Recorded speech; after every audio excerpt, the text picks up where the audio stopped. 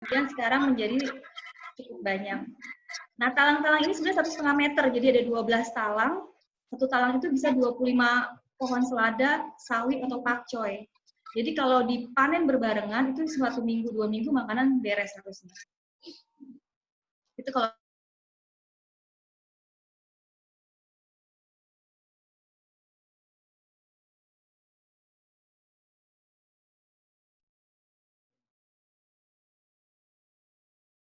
suaranya bisa cukup didengar ya?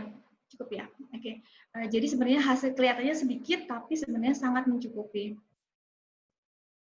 Asal mula berkebun, mungkin saya share sedikit. Awal mulanya adalah dari perubahan pola makan. Jadi kalau ada orang berkebun itu karena mungkin misalkan hobi atau memang misalnya jurusannya memang pertanian atau apapun ya terkait itu, kalau background saya adalah dari kebutuhan sayur organik. Kenapa butuh sayur organik? Karena sayur organik itu mau saya makan dengan mentah atau raw. Waktu itu memang saya lagi beralih ke pola makan yang minim proses atau mentah, sehingga perlu sayur yang benar-benar aman. Nah, 2013 itu saya memulai berkebun karena memang belum banyak orang yang menjual sayur organik seperti sekarang. Jadi online nggak ada, akhirnya saya ke supermarket. Nah, ke supermarket itu sampai sekarang harganya sih masih sama ya. 150 gram itu 16.000, Mas. 150 Bapak Ibu. Jadi bayangkan kalau saya ngejus itu 500 gram, setengah kilo berdua sama suami, itu berapa banyak uang yang saya mesti keluarkan untuk makan pagi aja. Lalu belum lagi salad, lalapan, dan seterusnya, itu akan sangat banyak. Akhirnya asumsi saya sehat itu harusnya murah, kan jadi mahal gitu ya. Akhirnya mencoba untuk menanam. Jadi awal mulai dari kebutuhan makan. Kemudian belajar nanam, biasa menanam belajarnya dari YouTube, gagal, kemudian ada gerakan di Twitter untuk panen kangkung. Waktu itu dari komunitas Jakarta Berkebun. Nah, itu cikal bakal saya memulai gabung di komunitas. Nah, dari komunitas, dengan banyaknya background, ada yang petani beneran, ada yang benar-benar nggak bisa nanam. Saya dapat banyak sekali pelajaran menanam di situ. Ada satu kelas di situ yang namanya Akademi Berkebun, itu membantu kami semua merubah gaya kami selama ini, ya tadi, dengan yang istilah tongkat kayu jadi makanan itu sebenarnya tidak terlalu tepat untuk kondisi tanah Jakarta yang keras gitu ya. Kalau dulu mungkin iya dilempar tumbuh gitu ya. Kalau sekarang perlu penanganan khusus buat tanah-tanah yang sakit sebenarnya di Jakarta. Dari situ kami belajar buat bagaimana menutrisi tanah. Lalu lama-lama memang gerakan gerakan menanam ini akhirnya menimbulkan rasa ya tadi zero waste, kompos sendiri, kemudian hidup menjadi minim sampah, tidak ada makanan yang keluar, kalau bisa nir sampah sama sekali, kemudian menjadi lebih minimalis, semua dari barang dan kebutuhan, jejak karbon, pembelian benih, pupuk, semua itu dari rumah. Jadi semua yang kita serap dibalikin lagi ke dalam tanah, jadi hampir tidak, kalau bisa tidak ada yang terbeli lagi gitu, kecuali benih-benih khusus. Jadi sirkularnya adalah sebenarnya hidup lebih selaras dengan alam. Ini asal mulanya. Kemudian tujuan menanam banyak ya, dari pemampatan lahan. Ini kalau dilihat kebun saya itu jalan aja susah, karena apa aja ingin ditanam. Kemudian juga ruang belajar anak. Kemudian dapat vitamin D juga, karena pasti ada matahari yang kita bisa asup setiap pagi. Jadi petani itu nggak mungkin kurang vitamin D harusnya. Nggak mungkin nggak sehat ya, harusnya. Kemudian juga dengan anak jadi tahu sumber makanan, tersedia makanan sayuran setiap hari, dan seterusnya. Manfaat berkebun buat saya, dan mungkin buat petani-petani kota lainnya, otomatis adalah sayur gratis. Sayur gratis ini mungkin tidak 100% organik, tapi yang kami lakukan menanam itu dengan perlakuan organik. Kalau di wilayah perkotaan yang seperti kita tahu kan pasti ada yang namanya polusi gitu ya, kemudian fogging yang rutin gitu. Bagaimana bisa sih kita mendapatkan sayur sehat, tapi pasti sayur yang kita tanam itu lebih baik dibanding sayur yang dibeli di pasar, yang benar-benar konvensional, tidak organik, yang kita nggak pernah tahu dia nanamnya di mana, di pinggir kota, nyiramnya pakai apa. Sedang kita perlakuannya organik dengan kompos, banyak sekali mikroorganisme membantu pertumbuhan, menghilangkan segala residu buruk, sehingga hasilnya harusnya lebih baik. Dipanen sebutuhnya, sefreshnya, kita kita butuh satu panci makan segitu habis, itu tidak ada yang disimpan dan tidak perlu kulkas sebenarnya kalau kita menanam di rumah. Kemudian menanam akhirnya memang tadi Mas Warid sempat bilang kalau saya menanamnya itu di pot, ya karena hanya di pot tidak ada tanah. Kemudian menggunakan metode konvensional organik gitu ya. Karena memang ingin sekali bisa sekedar mendatangkan keseimbangan lah. Mungkin kelihatannya ini ya, tapi bagi saya ekosistemnya harus jalan, harus seimbang. Seperti kata orang-orang yang menanam tuh kalau misalnya nggak didatengin sama hama-hama gitu ya, nggak datengin hama, binatang penyerbuk gitu ya, itu ya belum jalan itunya ekosistemnya gitu. Jadi nggak ada tuh hama itu adalah musuh, hama itu adalah teman sebenarnya, teman bagi komunitas yang bernama ekosistem itu sendiri. Jadi saya berusaha untuk membuat semirip mungkin agar ekosistem berjalan di kebun gitu. Kemudian otomatis udara lebih bersih karena memang cuaca, perubahan iklim, pemanasan global, gas metana, dan seterusnya itu pasti berasa sekali di kota.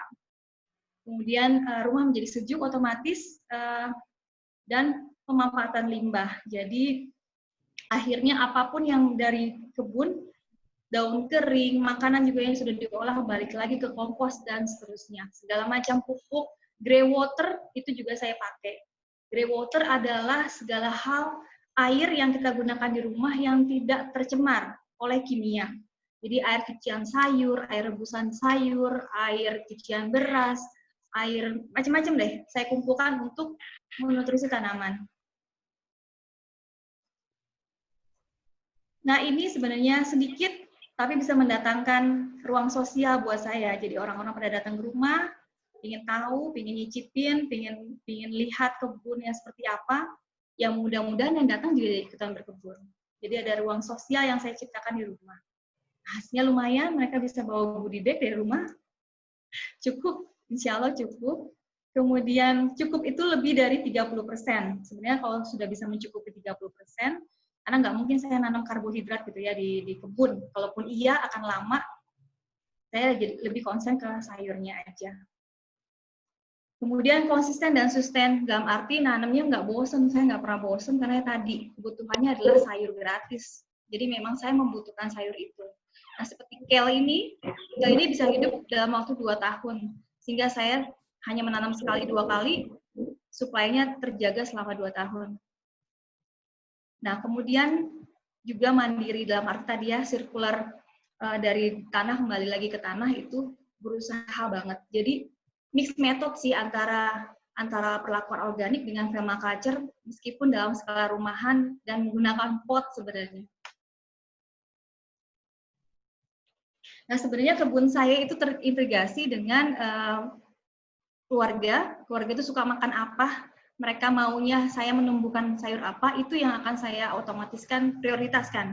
Jadi saya nggak mungkin menanam sesuatu yang kekinian, lama, kemudian bukan di dataran rendah, karena Jakarta dataran rendah, saya nggak mungkin nanam wortel, kecuali saya mau ambil daunnya.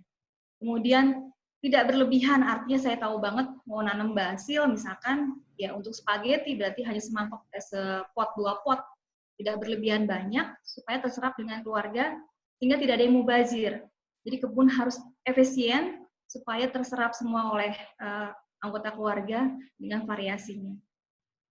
Kemudian tersedia cukup sepanjang tahun, artinya saya banyak mengelompokkan tanaman menjadi 3. Ini ada annual itu hanya 10%, biennial itu tanaman yang bisa hidup 2 tahunan, sekitar lebih dari, ya kurang lebih 2 tahun ya, itu cuma 20%, kemudian yang paling saya banyakin adalah perennial.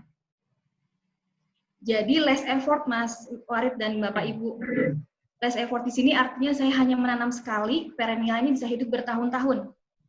Dengan itu, saya tidak terlalu khawatir dengan hama, karena tanaman perennial nyaris tidak ada hama. Annual ini yang kecil-kecil ya, seperti ini yang sekali cabut habis, kalau itu dilakukan terus-menerus mungkin agak bosan, agak capek, memerlukan tenaga.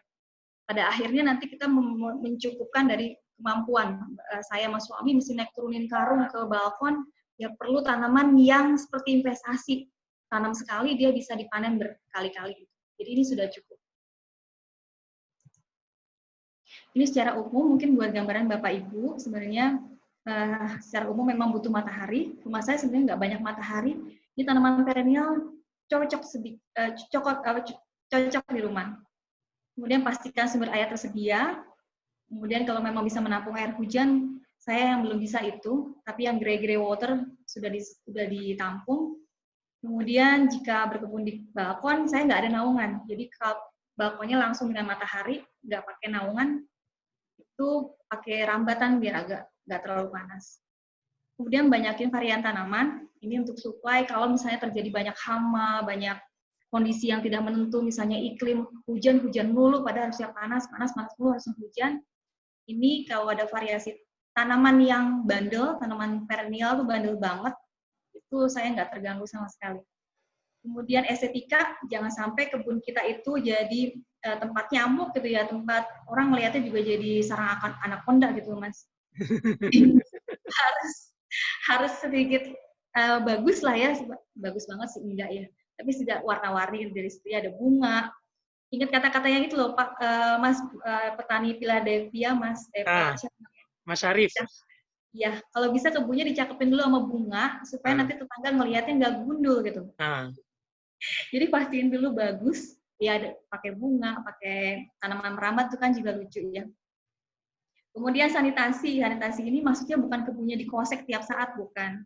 Tapi lebih bagaimana caranya membuat tadi ya daun-daun kering ya dikompos, kemudian gulma-gulma diambilin, yang berguna itu dimakan, yang tidak berguna dijadiin kompos, sehingga kebunnya menjadi lebih bersih, nggak mungkin ada yang namanya tikus atau binatang-binatang lain. Oh, binatang yang lain itu maksudnya ada, tapi bukan yang begitu deh, bukan yang tikus maksudnya. Kemudian, mudah-mudahan saya nggak kecepetan. Kemudian ini sebelum pandemi mungkin tujuannya tadi bisa diselaraskan dengan kebutuhan sekarang, cuma aksesnya gampang nih Mas. Kalau dulu saya bisa beli ke tempat-tempat, kalau orang yang suka nanam nih, tempat-tempat kayak gini tuh kayak Toy City kali ya. Malah kita bisa realisasi bukan di spa, tapi saya malah senang beli kayak gini gitu. Tapi sekarang nggak bisa gitu, jadi akhirnya online gitu.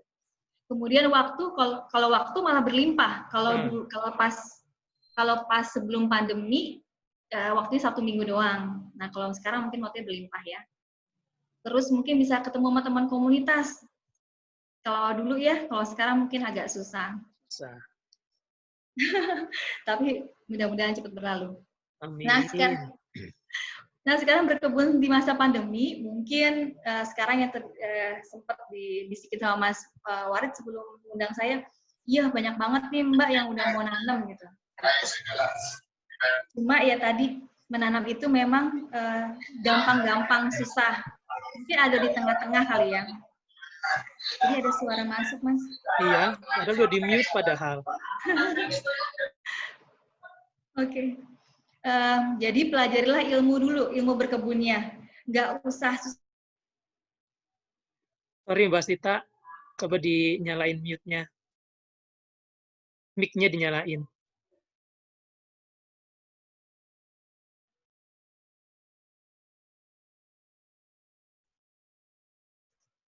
Gimana saya? Oh, udah belum Mas? Sudah. Okay. Nah ini apa tadi lupa saya.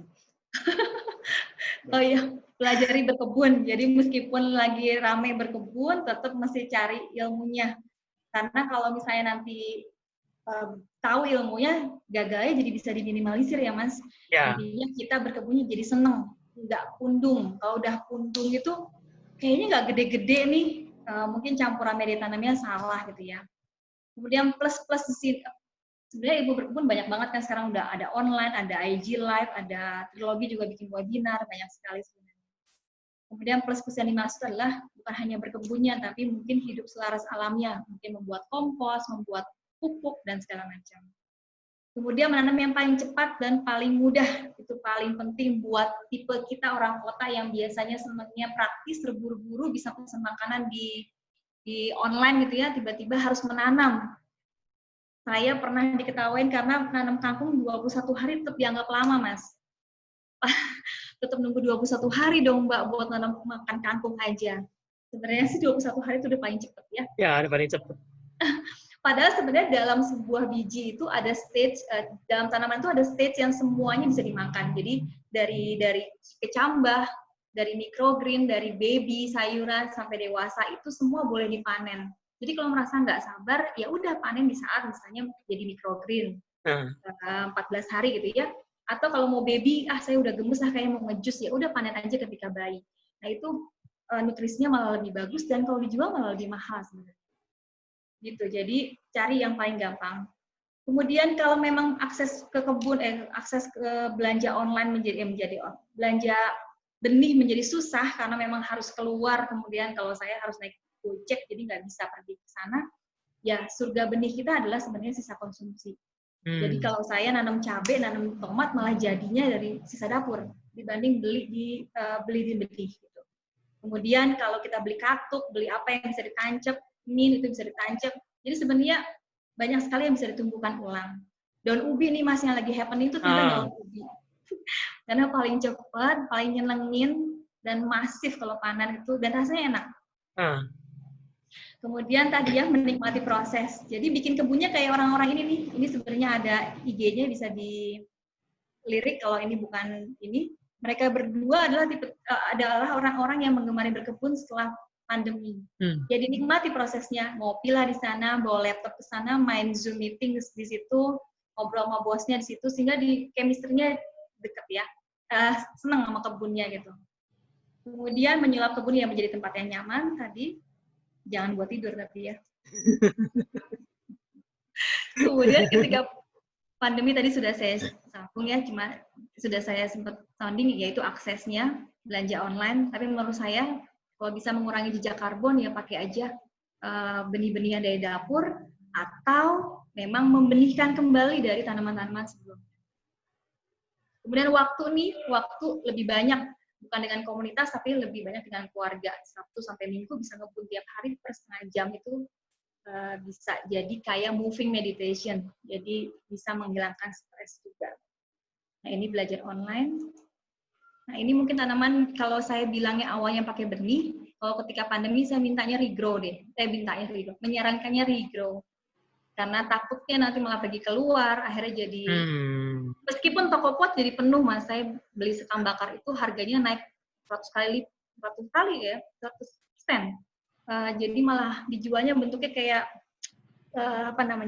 kayak terigu per kilo. Kecil-kecil ya. Itu padahal biasanya butuhnya 1 karung gitu ya. 1 karung. Itu dari 15.000 per karung sampai 70.000 sekarang. Iya benar, naik saya juga kerasa. Nah iya. Nah oke, ini sebenarnya gerakan urban farming itu mulai menggeliat ketika masa pandemi itu di mana-mana sebenarnya. Mungkin orang mulai sadar bahwa mencari sayur juga mulai susah untuk orang-orang yang memang membutuhkan sayur sebenarnya. Saya nggak tahu di Indonesia apakah sayur itu menjadi nomor berapa di dalam piring makannya, saya juga nggak tahu. Tapi intinya gerakan ini mulai banyak. Ini saya cepat aja. Nah sebenarnya kalau beli di supermarket atau beli di pasar, kalau lihat kemarin kasus ya Mas, ada pasar-pasar yang tutup karena terdeteksi pedagang-pedagang juga kena COVID gitu ya. Nah itu kan muncul kekhawatiran. Saya 4 bulan tuh nggak keluar sama sekali, berarti nggak belanja sama sekali di supermarket. Wow. Jadi benar-benar memang kalau bisa dari online. Nah masalahnya online di awal-awal pandemi itu semua yang nggak belanja online jadi belanja online. Ya. Jadi sayurnya itu terbatas. Begitu datang juga saking banyak pemesan sampai datang ke rumah tuh udah layu-layu. Nah itu masalahnya seperti itu. Sekarang sih udah wajar kayaknya. Nah akhirnya ya kalau nanam kita bisa ambil sebutuhnya asal kreatif di dapur sebenarnya. Jadi saya bisa tetap santai makan sayur, minum jus, dan bisa memberi pandangan ke anak-anak bahwa hidup kita baik-baik aja. Kan sebenarnya standar hidup itu dilihat dari meja makan katanya ya. Meskipun tidak harus mewah, tapi setidaknya harusnya menutrisi karena berhubungan dengan virus yang kita mesti fight kan. Nah, ini cara kita supaya tidak terdampak adalah dengan pangan. Nah, pangan di rumah sebenarnya bisa dilakukan meskipun lahannya terbatas. Sekarang masuk ke peluang. Peluang mungkin banyak ya, saya sounding sedikit aja tentang yang di sosial. Kita mungkin bisa sama-sama saling, kemarin itu saya dengerin Mas Sigit, Bapak Ibu, Mas Sigit itu adalah koinisiator Indonesia Berkebun. Oh, maksud saya sebentar lagi. Koinisiator Indonesia Berkebun, beliau bilang bahwa di perkotaan itu banyak sekali lahan tidur. Jadi kalau kemarin beliau menunjukkan Rasuna Said itu dari pemukiman yang full banget, terus kemudian di tengah-tengah itu gedung-gedung tinggi, banyak sekali tanah-tanah kosong yang nggak kepake. Jadi sebenarnya bisa diolah menjadi kebun komunal. Kalau lihat rumah saya aja nih, banyak sekali tanah-tanah yang belum dibuat rumah, Mas. Jadi sebenarnya nggak tahu juga pemiliknya kemana, kalau ditanya nggak tahu. Tapi memang minta izinnya susah. Nah, itu juga banyak sekali bolongan-bolongan tanah yang memang tidak terpakai, yang harusnya memang bisa dibuat kebun komunal. Seperti ini, kebun komunal. Nah, ini Jakarta Berkebun. Oh ya, Bapak Ibu, saya juga penggiatnya Jakarta Berkebun. Nah, ini mungkin bisa jadi kegiatan komunal, kemudian memberdayakan lahan tidur, ruang hijau udah pasti, ruang ketemu sosial karena kita butuh bersosial, mungkin dengan protokol kalau sekarang ya. Kemudian udah pasti ketahanan pangan ada, terjamin. Nah, ada edukasi di sana, sustain food, udah pasti foodnya akan ada terus. Kemudian mungkin akan muncul bisnis-bisnis yang circular dari sayuran tersebut. Hanya saja urban nutri garden komunal ini mungkin perlu disikapi dengan varian sayur, Mas Sigit, Mas Farid. Jadi banyak kebun yang kita suruh berkebun tuh kangkung aja atau sawi aja. Yeah. Pada dasarnya kalau lihat di e-petra orang nggak makan selada ternyata. Padahal ya gitu ya. Jadi jangan nanam selada, ya nanam kira-kira di kampung atau di RT atau di kompleks itu sukanya makan apa sih? Nah, coba ditanam sayuran-sayuran yang mereka butuhkan. Sambil dikombin dengan tanaman cabai, tomat, macam-macam deh. Jadi bentuknya itu benar-benar garden yang cantik seperti layaknya orang bisa masuk dan senang. Jadi nggak hijau dan satu itu aja gitu. Tambahin dengan mungkin tempat ngopi dan seterusnya, bisa ngobrol di sana dan itu mungkin bisa terintegrasi dengan kebutuhan dapur Bapak Ibu yang memang gabung di komunitas atau komunal tersebut. Mungkin tambahin peternakan, bisa ada ayam situ jadi mereka bisa panen telur, mungkin dijagain supaya setiap orang dapatnya jatahnya 2 setiap hari, kenapa enggak gitu. Dan kemudian datanglah nih teman-teman mahasiswa-mahasiswanya Mas Warid mungkin bisa membantuin yang semester 3, semester 4 harusnya bisa nge-share bagaimana ilmu berkebun dengan baik, bikin pupuk supaya nanti hasilnya memang sangat ini gitu ya, sangat bagus. Nah, kalau dari individu sendiri, sebenarnya kalau bentuknya seperti ini, bisa dijadikan peluang usaha nggak? Bisa. Cuma kalau di rumah, kalau saya kasih dijual terlalu sedikit, dimakan terlalu banyak. Jadi lebih baik memang dibuat dalam bentuk produk. Misalnya kayak saya jual bunganya aja, ini lagi rame ya, atau jual dalam bentuknya jus. Oh iya, untuk membuat kebun tuh saya jualan dulu jus salad, ini saya sempat jualan smoothie, jus sama salad itu di awal-awal saya membentuk kebun. Jadi ini benar-benar sangat berpeluang. Maaf nih agak lebih waktunya. Nah, ini produk makanan mungkin bisa diatur supaya makanan itu lebih awet dan bisa dijual lebih. Kalau nanam basil diapain sih? Dibuat pesto, dimasukin ke dalam jar, harganya bisa 70.000. Kemudian saya juga mungkin Mas Warid tahu ini ya tanaman apa? Ini meniran. Meniran. Iya, meniran itu sebenarnya gulma, tapi ternyata dipakai oleh salah satu merek imuno. Iya, karena ada imunonya ya. Sebenarnya ada di kebun kita banyak banget. Biasa saya keringin, saya tumbuk, kemudian saya simpan sebagai persediaan obat keluarga. Nah, ini mudah-mudahan menjawab setelah pandemi, mudah-mudahan ada orang-orang seperti Mbak Mentari yang bisa menghubungkan petani-petani untuk bisa mensuplai tanaman lebih baik dengan ilmu berkebunnya. Nah, Agradaya mungkin Mas Warid tahu, dia akhirnya mengkombin banyak petani untuk menanam rempah-rempah, dan dia kebanjiran order begitu pandemi ini gitu. Mungkin bisa jadi peluang Bapak Ibu bisa menanam jahe, rimpang-rimpangan itu bisa sekali buat menyuplai Agradaya atau memang bikin sendiri perusahaannya. Ini makanan sehat, orang pasti akan ke sini karena pandemi berhubungan dengan pola makan juga. Kemudian ini juga ada apa saya lupa. Ini apa ya lupa saya. Ini aja greens. Kemarin saya dapat kiriman banyak ini dari microgreen Mas di Jakarta Barat ini. Jadi satu binian tuh bisa 65.000. Wow. Jadi ini benar-benar target pasar, silakan. Pakai hidroponik tapi mereka. Nah, ini tani hook atau kecipir atau apapun, ini bisa sekali anak-anak muda, Bapak Ibu yang mungkin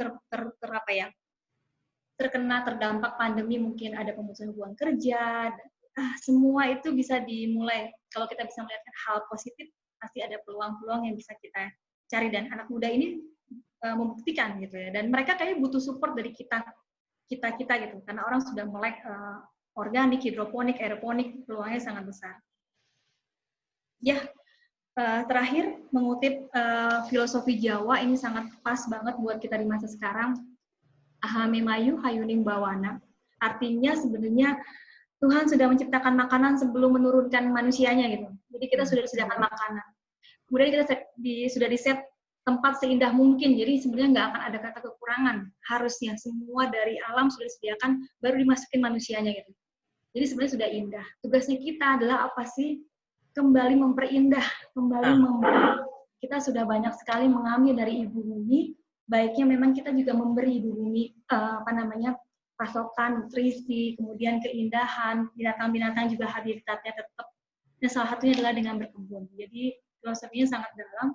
Mungkin kalau dicermati, nggak usah jauh-jauh dari kuat luar negeri, dari filosofi kuno Jawa pun, kita bisa punya tugas bersama untuk memperindah jagat raya. Ya, baik Mas Marit, mohon maaf lebih 5 menit. Ya, sangat menarik ya. Terima kasih Mbak Sita. Untuk pertanyaan kita tampung dulu ya. Mbak Sita punten di stop share ya. Nah, tadi adalah contoh petani urban atau urban farmer yang hanya memanfaatkan lahan balkonnya yang terbatas untuk produksi sayur-sayuran. Menarik sekali bukan ya? Yang awalnya, Mbak Sita ini bukan orang pertanian awalnya.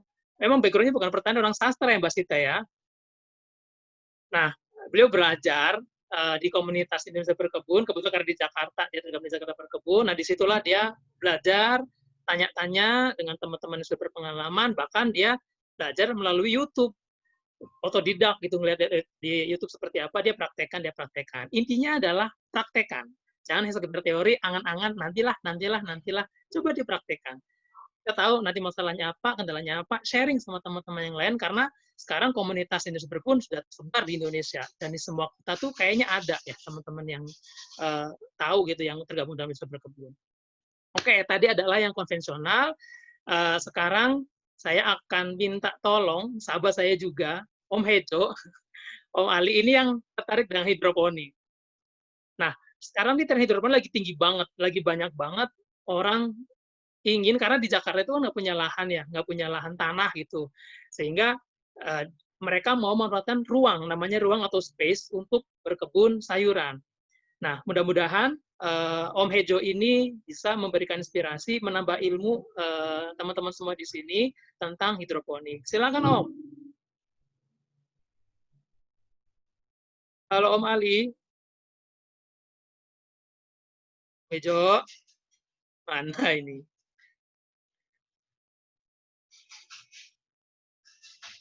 Oh ya, untuk pertanyaan silakan sampaikan di chat ya, ditulis aja, nanti coba kami tampung, lalu kita bahas di sesi diskusi. Halo Om Ali. Om Hejo. Wah, tes. Udah ya. kedengeran, Pak? Ya, kedengeran Om. Alhamdulillah. Oke. Taruh ya. Oke. Ya.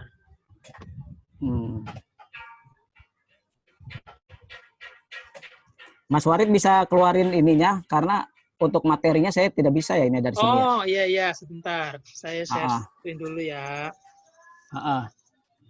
Mohon maaf semuanya. Sambil di-share materi, perkenalkan dulu ya. Nama saya Muhammad Ali, biasa dipanggil Om Ali atau Om Hejo karena brand saya Hejo Hidroponik. Saya juga anggota dari Indonesia Berkebun, chapternya saya itu di Bekasi Berkebun. Dan saya juga tergabung dalam komunitas di Bekasi, yaitu komunitas hidroponik Bekasi. dan juga beberapa komunitas lainnya. Halo Mas Warik, sudah di Ya, slide kah? halo. Sudah Sudah muncul di apa slide belum? kah? Oh, oke, oke. Oke ya. Jadi di sini ada tema peluang dan tantangan menjadi petani kota di masa new normal. Mungkin kita flashback dulu ke belakang. Apa sih sebenarnya urban farming? Kenapa saya harus ada di hidroponik, sedangkan teman-teman yang lain ada di tipe ngebun yang lainnya. Jadi karena konsep urban farming itu kan disesuaikan dengan kondisi kita, itu petani kota. Sedangkan kondisi saya terbilang tinggal di perumahan, kiri kanan tetangga, tembok tetangga, belakang tembok tetangga, depan itu baru jalan raya. Yang tidak mungkin saya berkebun di sana. Nah, makanya karena setelah itu kita berpikir bagaimana caranya saya tetap berkebun dengan memanfaatkan lahan yang ada.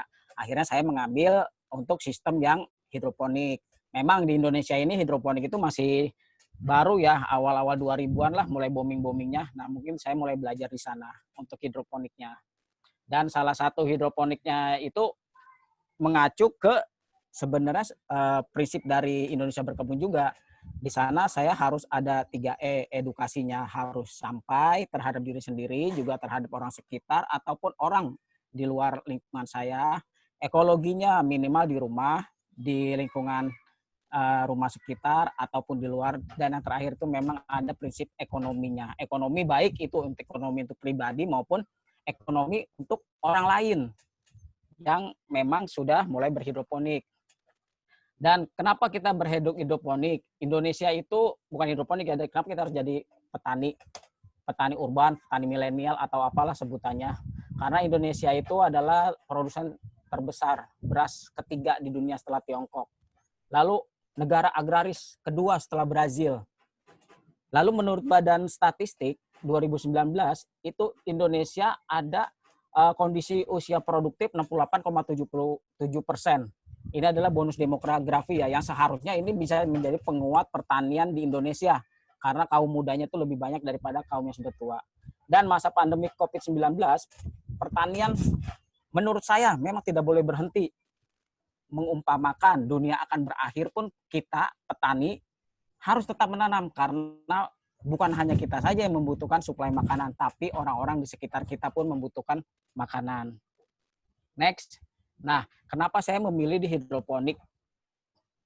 Nah, hidroponik ini karena saya sesuaikan dengan keterbatasan lahan. Saya ada di rooftop sama di pinggir rumah ya. Jadi, saya berkebun dengan kurang lebih 500 lubang tanam dan itu menghasilkan beberapa jenis macam sayuran. Dan sayuran itu ya saya selalu berpikiran bagaimana caranya ini bisa berbagi antara pemenuhan kebutuhan saya dan juga bisa menggerakkan roda ekonomi di masa pandemi. Di masa pandemik ya sudah kita ketahui ya, kita sudah mengurangi kegiatan social distancing, kita menjaga jarak, physical distancing, bagaimana caranya ya udah kita ngebun. Dan kita karena sudah mengarah ke revolusi industri 4.0, maka tidak perlu kita pun dalam memasarkan tuh harus face to face. Kita bisa menggunakan aplikasi-aplikasi startup, aplikasi jualan yang lain. Misalkan bisa juga media sosial, Facebook, Instagram, dan lain-lain. Nah, dalam hidroponik itu apa sih? Hidroponik itu kan budidaya dengan menggunakan media air. Yang dibutuhkan itu sebenarnya pertama sinar matahari, air baku.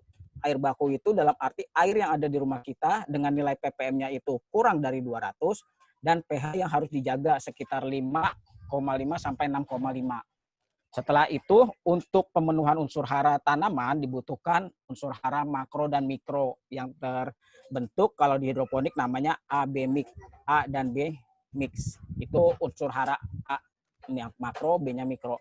Setelah itu benih. Nah, ini juga merupakan nilai prosentase keberhasilan dari suatu berkebun, baik itu hidroponik atau yang lain-lain ya, pemilihan benih yang tepat. Lalu setelah itu dengan variabel yang ada tadi, sinar matahari, benih, air, nutrisi, dan lain-lainnya, terjadilah fotosintesis. Nah, dari fotosintesis itu akan bermanfaat dua arah.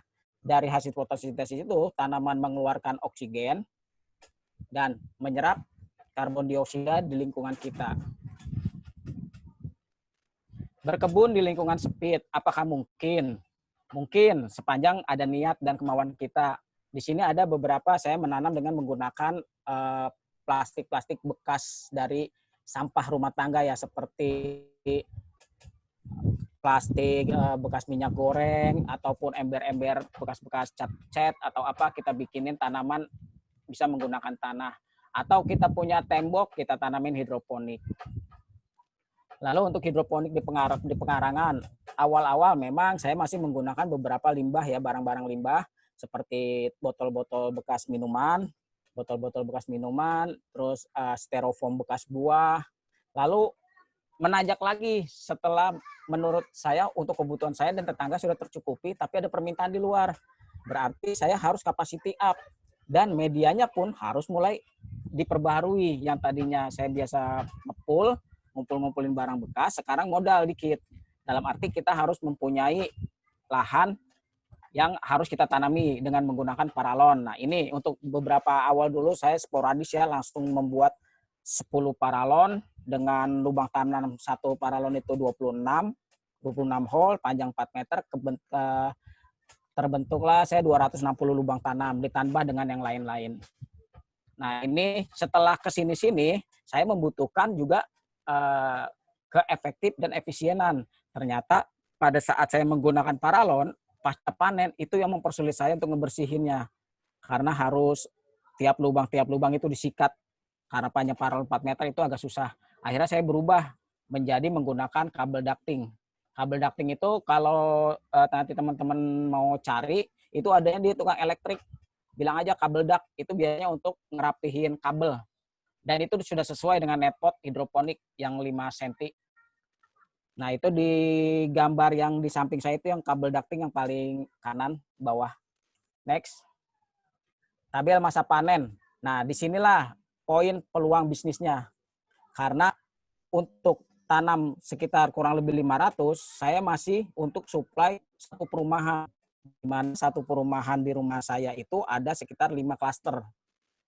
Nah, di sanalah kita mulai mapping kebutuhan dari tetangga-tetangga dan teman-teman kita di satu perumahan ini. Setelah itu terbentuklah catatan. Di sini ada demand and production. Ternyata yang dibutuhkan tuh hanya pakcoy, kangkung, sawi, dan bayam hijau. Dan saya lihat masa panennya pun itu termasuk yang sangat singkat. Jadi untuk perputaran masa panen jualnya itu lebih cepat. Next. Nah, goal menanam. Nah, bagaimana caranya kita berhidroponik tapi cepat menghasilkannya? Sistem apa yang harus dipergunakan? Di sini ada pertama memilih komoditi yang tepat, yaitu pertama jenis sayur yang ditanam. Hasil dari mapping kita kebutuhan dari orang-orang yang memesan. Yang kedua, waktu panen yang lebih cepat. Balik ke slide yang tadi, waktu panen yang lebih cepat itu ada di kangkung. Kangkung itu 18-20 hari itu sudah pasti panen. Sedangkan untuk pakcoy kita bisa 30-35 hari. 35 itu bobot sekitar kurang lebih rata-rata 150 gram. Lalu sistemnya itu yang bagus apa? Kalau hanya untuk kebutuhan keluarga, kita bisa menggunakan sistem yang lebih murah, sistem WIC. Sistem WIC itu hanya menggunakan media bak, diisi air nutrisi, kasih tanaman di atasnya. Itu air statis. Jadi hanya sistem WIC. Kalau dibilang tumbuh, bisa tumbuh. Tapi kalau untuk supply-nya ke resto atau horeca, hotel, resto, kafe, dan lain-lain, itu tidak sesuai standar. Karena nanti bobot dan visualnya kurang baik atau kurang bagus. Lalu kalau mau skala bisnis, komersil, kita harus menggunakan sistem yang lebih baik lagi, yaitu bisa menggunakan NFT, DFT, ataupun floating system. Karena untuk ketiga yang saya sebutkan sistem yang tadi, itu mengusahakan bagaimana caranya air itu selalu kaya dengan unsur oksigen. Sehingga dengan hasil unsur oksigen yang masuk standar 5,5 sampai 6,5, akar bisa maksimal menyerap ion yang mengalir di air. Hingga hasilnya pun akan baik terhadap bobot maupun visualnya. Nice. Nah, ini hitungan wirausaha 500 lubang tanam saya. Kalau misal saya menanam pakcoy, rata-rata berat itu 150 gram. 1 kilo berarti kurang lebih 7 lubang tanam. harga yang dijual ini masih setengah ya, setengah lebih murah daripada harga pasar modern. Kita jual antara 20 sampai 25 ribu per kilo. Berarti total kurang lebih dalam 1 bulan itu kotor kita nerima 1,5. Masa panen hanya 35 sampai 40 hari. Lalu nextnya ke kangkung. Halo Mas Warid. Tes. Halo. Ya, ya Om. Oh ya, lanjut ya. Sip. Ada masalah kah suara? Halo? Ya, tidak ada masalah Om. Oke. Lanjut ke kangkung. Nah, nanam kangkung itu rata-rata berat kangkung itu 100 gram per lubang. Dengan tanam bisa sekitar 10 biji sampai 15 biji. Nah, ini ada teknik. Ada tekniknya kalau menanam bisa sampai 15 biji dalam 1 lubang. Tekniknya itu jangan kita langsung semai di rock wall atau media tanam, tapi kita semai di sekam bakar atau sekam bakar plus kokopet. Kita sebar. Nanti usia 7-10 hari baru kita bisa memilah-milah mana bibit yang akan kita lanjutkan untuk pembesaran. Kita ambil 10 sampai 15, kita bersihin di air, lalu baru kita jepit dengan menggunakan media rock wall. Itu nanti 1 lubang kebentuklah 10 sampai 15 bibit. Nah, dengan kalau kangkung 1 kilo itu bisa 10 lubang, berarti harga kangkung ya itu 15.000 sekilo. Tapi di perumahan saya kebanyakan main per 300 gram. Per 300 gram itu saya jual 66.000. Kalau misalnya 15.000, total itu 750.000 benefitnya atau profitnya dari nanam kangkung dalam 20 hari. Itu 750. Terus untuk bayam juga sama seperti itu dengan bobot 50 gram, total 500.000 kita bisa dapat ekonominya. Untuk sawi kita bisa nerima 720.000. Itu ada di slide. Lalu bagaimana cara pemasarannya? Nah, kalau saya pemasaran pertama kita bisa dilihat di sini kekuatan dari media sosial. Saya hanya menggunakan 3, Facebook, WhatsApp, dan Instagram. Memang yang paling banyak itu ada di grup WhatsApp. Grup WhatsApp karena grup dari perumahan. Grup perumahan saya. Jadi setiap kali masuk panen tinggal disebar, nanti ada yang datang, ada juga yang minta di delivery order. Ini. Lalu yang kedua, titip ke tukang sayur. Alhamdulillahnya tetangga saya memang ada tukang sayur, tapi bukan sayur sampai keluar luar daerah, masih di dalam komplek. Kita packaging sebaik mungkin, kita titip mereka, nanti ada bagi hasil di situ. Dan sebelumnya kita juga mengedukasi untuk mas-mas tukang sayurnya. Ini tanaman kita, tanaman hidroponik, packingnya pun beda. Kita punya vegetable fresh, seperti di pasar modern, dan plastiknya pun beda. Jadi untuk nanti para ibu-ibu perumahan yang belanja ke tukang sayur itu sudah diedukasi duluan sama tukang sayurnya. Memang awal-awalnya kita memang istilahnya saya tidak terlalu banyak ngambil profit margin ya, karena untuk pengenalan saja. Nah, setelah sini baru kita mulai hitung-hitungan yang lebih teliti lagi dengan abang tukang sayur. Yang ketiga, cari pasar lagi di luar. Nah, kebetulan saya dapat tukang bakso dan tukang soto, dia punya ruko. Saya manggilnya Pak D. Nah, ini dulu saya jual waktu saya panen seledri, saya nggak tahu ya harga pasar tuh saya lupa kemarin. Saya jual itu per 30.000 per kilo.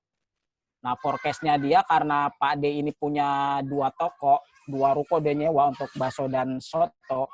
Dia minta seminggu itu sekitar 3-5 kilo. Tapi akar tidak dicabut karena mau dimasukin ke pendingin supaya tetap segar. Lalu yang sampingnya ini ibu-ibu yang kalau misalnya panen datang ke rumah, panen sendiri, dan mereka dengan senang hati saat memanen. Ini dari sisi pemasaran. Nah, setelah sisi pemasaran, kita harus punya potensi lain. Karena kalau kita hanya tahunya petani jualnya sayur, kalau kita bisnis dengan cara yang biasa, hasilnya akan mendapatkan yang biasa saja. Caranya bagaimana? Kita mulai inovasi improvement lah istilahnya kalau di perusahaan manufaktur yang canggih. Inovasinya dalam arti apa? Misalkan saya menanam kel, tapi saya tidak menjual kelnya, saya menjual pudingnya. Harganya berapa? Ini harga grosir ya, dalam arti harga dari saya. Beda kalau misalkan ada yang seller, ada yang seller dari saya, naik markup lagi ya terserah. Nah ini puding kale ini 6.000 saya jual. Terus ada lagi minuman segar, dalam arti di sini ada jus, bisa juga smoothies. Dan jus ini hanya dijual 8.000. Dari bayam, bisa dari kale, bisa dari bunga telang. Lalu ada juga kita misalkan mau membuat keripik bayam. Nah ini pokoknya produk-produk ini saya kalau lagi bazar sebelum ada pandemik, ini keluar beberapa produk.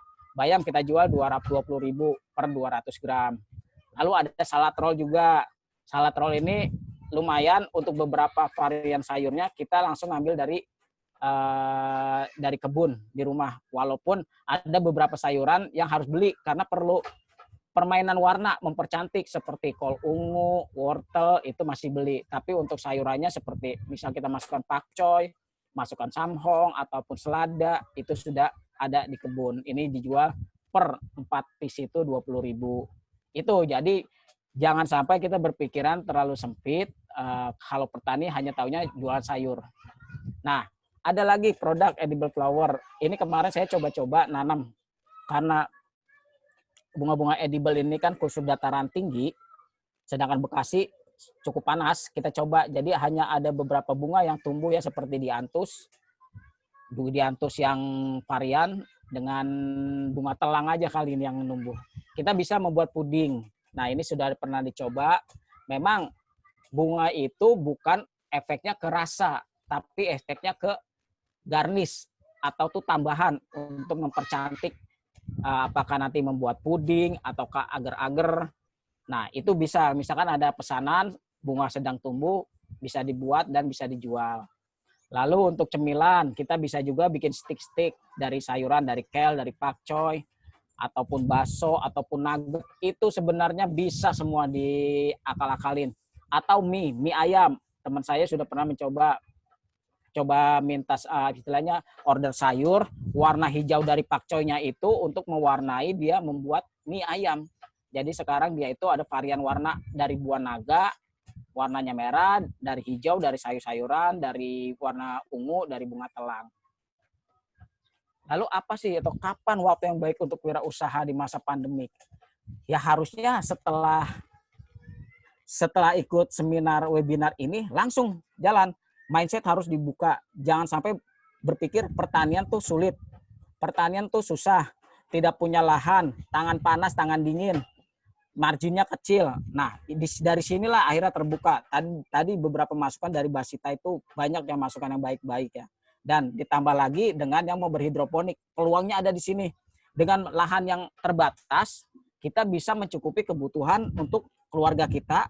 Sisanya kita bisa mendatangkan profit dan benefit. Yang tadinya kita keluar separuh untuk belanja di pasar, sekarang bagaimana caranya menambah pundi-pundi untuk masuk ke kantong kita dengan cara berhidroponik. Jadi tidak ada kalimat sulit untuk berhidroponik ataupun berkebun, tergantung niat dan istiqomahnya. Begitu aja Mas Warid, hasil-hasil dari kebun sudah saya share. Dan yang penting gini, kalau kita mau melakukan sesuatu yang tidak biasa, hasilnya pun nanti pasti luar biasa. Perubahan pasti terjadi, tapi untuk berubah itu kebijakan kita masing-masing. Terima kasih. Assalamualaikum warahmatullahi wabarakatuh. Waalaikumsalam warahmatullahi wabarakatuh. Terima kasih Om Ali. Ini menarik sekali ya, terutama tadi yang segi bisnisnya itu ya. Harga kangkung sekian kilo, harganya berapa, itu sangat menarik. Dengan lahan terbatas ternyata Om Hejo ini bisa tuh dapetin pendapatan. Karena kan lahannya cuma terbatas ya, cuma sedikit dengan hidroponik. Nah mudah-mudahan tadi menginspirasi. Silakan kalau ada pertanyaan sampaikan di chat, nanti saya coba bacakan. Satu lagi pembicara, ini kalau misalkan teman-teman, saya kan background pertanian, saya ingin belajar dong pertanian, ada nggak aplikasinya? Nah ini cocok sekali. Ini ada Mbak Dita Fitriari ini dari PT Windo ya, kebetulan dia ada aplikasi namanya Sipindo. Nah supaya lebih jelas nih, saya langsung saja nih undang. Mbak Dita sudah siap? Udah siap, kedengeran? Siap, ya. Selamat siang, mudah-mudahan masih semangat ya. Coba mana dadah-dadahnya, mau lihat dong yang pesertanya. Ada Resen. Salam kenal semua, salam kenal Mas Apit, Mbak Rere. Om Hejo juga, Mas Bams, dan siapa nih? Banyak ya, banyak banget sini yang join. Tuh, Mbak Elsa, Perkenalkan, Mas Undang, oh ya udah banyak. Mbak Sita. Mbak Sita, makasih tadi ilmunya, Om Hejo juga, Mbak Sri. Ya, terima kasih teman-teman masih semangat untuk di webinar ini, dan terima kasih juga kepada Universitas Trilogi, terutama teman saya Warid yang sudah mengundang tim Sipindo di sini. Perkenalkan, nama saya Dita, saya dari Ewindo. Mungkin sudah pada kenal benih Capana Merah, sudah pada menggunakan? Ya, Kayaknya sudah. udah familiar ya. Dan selain benih, Ewindo juga mengeluarkan sebuah aplikasi yang bisa membantu di dunia pertanian. Nah, saya mau share screen dulu.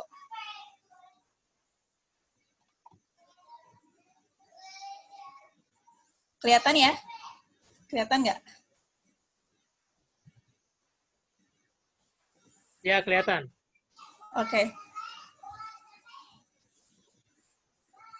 Nah, di Sipindo ini, Sipindo adalah sebuah aplikasi kepanjangan dari Sistem Informasi Pertanian Indonesia. Kenapa Sipindo itu dibuat? Karena kita pengen membantu orang lain secara masif untuk mendapatkan informasi pertanian kapanpun mereka mau. Jadi, selama ini kan mereka mempunyai lapangan ya, mereka tidak bisa mendampingi semuanya dan secara 24 jam. Dan zaman sekarang semua itu sudah terkoneksi dengan handphone, dengan teknologi. Jadi aplikasi pertanian itu sangat penting untuk menyebarkan informasi tentang pertanian. Nah, Sipindo itu tidak hanya hasil dari Panama Merah saja, tapi juga Mbak Dita, kerjasama punten bisa dari di berbagai... slideshow? Di Oh iya, slideshow? oke, sorry. Ya, Ya. terima kasih. Oke, sorry. Nah, Sipindo itu juga hasil dari kerjasama berbagai pihak, dari Ewindo, dari IPB, dari Smartseed, sehingga bisa teknologi masing-masing pihak itu bisa bergabung dan memberikan informasi terbaik. Ada apa aja sih di Sipindo?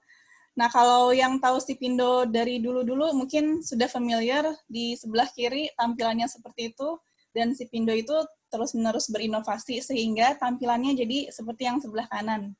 Lebih menarik, lebih mudah digunakan oleh pihak-pihak yang juga baru di aplikasi pertanian, jadi lebih informatif lagi. Coba teman-teman yang lain sudah ada yang download Sipindo, mungkin boleh sambil sharing pengalamannya atau masukan-masukannya buat aplikasi Sipindo. Silakan. Lalu, fitur-fitur yang tersedia di aplikasi Sipindo ini seperti apa sih? Pertama, kita ada fitur prediksi curah hujan 6 bulan. Jadi kita memang punya banyak fitur, dan salah satunya yang lebih detail atau lebih high-tech lagi adalah fitur prediksi curah hujan 6 bulan. Ini tidak hanya bermanfaat bagi petani yang memiliki lahan luas, tapi juga bermanfaat bagi petani-petani urban atau hidroponik yang memiliki lahan yang terbatas. Fungsinya adalah memberikan prediksi curah hujan 6 bulan secara detail. Jadi nggak cuman nggak hujan aja, tapi kita bisa memberikan informasi perkiraan berapa banyak sih hujan yang turun. Fungsinya itu buat apa? Biar kita bisa menentukan jenis tanaman apa yang cocok ditanam di waktu tersebut dengan curah hujan yang kemungkinan akan datang. Jadi bisa juga membantu kalau misalkan ada tanaman yang perlu air lebih banyak daripada tanaman lain, kita bisa menyesuaikan. Dan yang kedua adalah fitur rekomendasi pemupukan. Jadi ini adalah kerjasama dengan IPB juga. Fitur ini juga kita sengaja bikin yang custom ya, karena biar bisa lebih membantu lagi. Jadi makin detail kan, makin bisa memberikan informasi. Jadi di area Jawa Barat dan Lampung, kalau misalkan kita pengen tahu kandungan hara yang terkandung di lokasi kita saat itu, kita bisa mengetahuinya dengan cepat. Kita tinggal berdiri di tempat, lalu nanti buka aplikasinya, lalu kita bisa kita pilih tanamannya, dan kita bisa mengetahui kandungan unsur haranya di lokasi tersebut, dan juga berapa sih pupuk yang digunakan untuk ditambahkan. Tadi kan di materi yang pertama-tama itu disebutkan ya kalau kita harus menggunakan pupuk secara bijak atau efektif. Dan ini adalah salah satunya untuk membantu, jadi kita nggak memberikan pupuk secara berlebihan. Jadi bisa tepat dosis. Masih terdengar suara saya? Masih, masih. Oh, oke. Lalu berikutnya, fitur praktek pertanian yang baik. Jadi banyak sekali sekarang hobis pertanian yang ingin mengetahui bagaimana sih cara-cara bertani yang baik, gimana cara penyemaian, persiapan lahan. Nah, di sini di fitur ini kita memberikan informasi lengkap untuk step-step tersebut. Jadi dari dia pengolahan lahan, persiapannya, juga nanti juga ada teknik-teknik hidroponiknya, juga kita siapkan di situ. Lalu tadi kata Mbak Sita, kalau nggak ada hama dan penyakit tanaman yang datang, kayaknya nggak seru ya. Jadi ini itu ada ulat bulu. Sana dulu ya. Aduh maaf ya, ada iklannya ya. Iya ada. Jadi di fitur ini kita memberikan informasi tentang cara penanganan hama penyakit. Jadi hama yang datang ke tanaman kita itu kan banyak ya. Jadi kita juga perlu banyak informasi yang gimana caranya menangani hama penyakit tersebut. Nah, di sini kita bisa mencari tahu hama apa sih yang menyerang dan juga cara penanganannya. Cara penanganannya juga ada dua, ada yang kimia dan juga non kimia. Jadi yang buat organik juga bisa mendapatkan informasi di sini. Gimana sih cara menangani ulat gerayak dengan cara non kimia, juga ada di sini informasinya.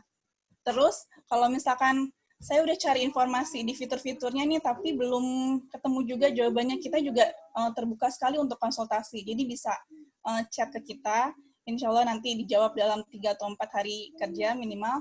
Nanti kita jawab pertanyaan teman-teman kalau misalkan ada yang kurang jelas atau ada yang kurang informasinya. Seperti itu. Dan juga kita sudah banyak downloaders, jadi jangan lupa untuk mendownload Sipindo juga. Lalu alhamdulillah kita sudah melakukan trial ke petani tentang rekomendasi pemupukannya. Jadi kita coba nih rekomendasi pemupukan gimana sih efeknya ke petani, dan ternyata ada beberapa petani yang sudah mencoba biaya pupuknya itu dia lebih murah dibandingkan biasanya. Jadi dia ke lingkungan juga bisa lebih ramah juga, lebih ramah lingkungan lah. Seperti kata tadi Pak dosen bilang ya. Dan teman-teman kalau misalkan yang belum download Sipindo nih, Sipindo juga mengadakan kontes-kontes atau misalkan ini, Sipindo sedang mengadakan program referral link. Jadi teman-teman yang bisa download sekarang dan juga bisa men-share referral link-nya, nanti kita kumpulin poinnya, nanti dapat hadiah-hadiah menarik nih. Banyak banget nih hadiahnya. Itu coba di show dulu Mbak Dita yang ini, yang PowerPoint-nya. Kenapa? Yang tadi referral link belum nongol tuh. Oh, oke. Sebentar. Di stop share. Oke, udah keluar? Belum. Coba terus share lagi yang tadi, yang referral link tadi. Sebentar, oke, bentar ya.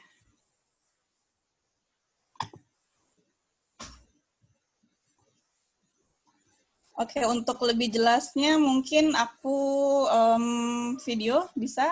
Oh, boleh, coba. Mana ya? Masih ada waktu ya.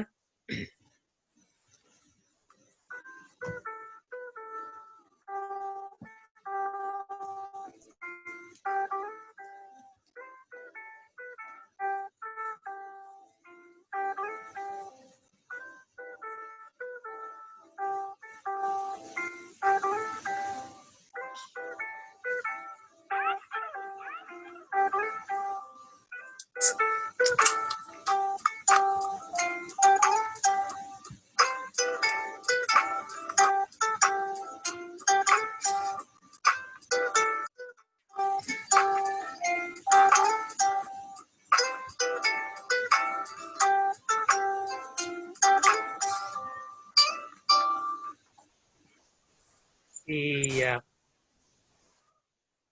Udah clear belum? Ya, mungkin nanti di sesi Aku- tanya jawab ya. Oke, aku share lagi nih ada Ya, satu. Mana ya? Bentar.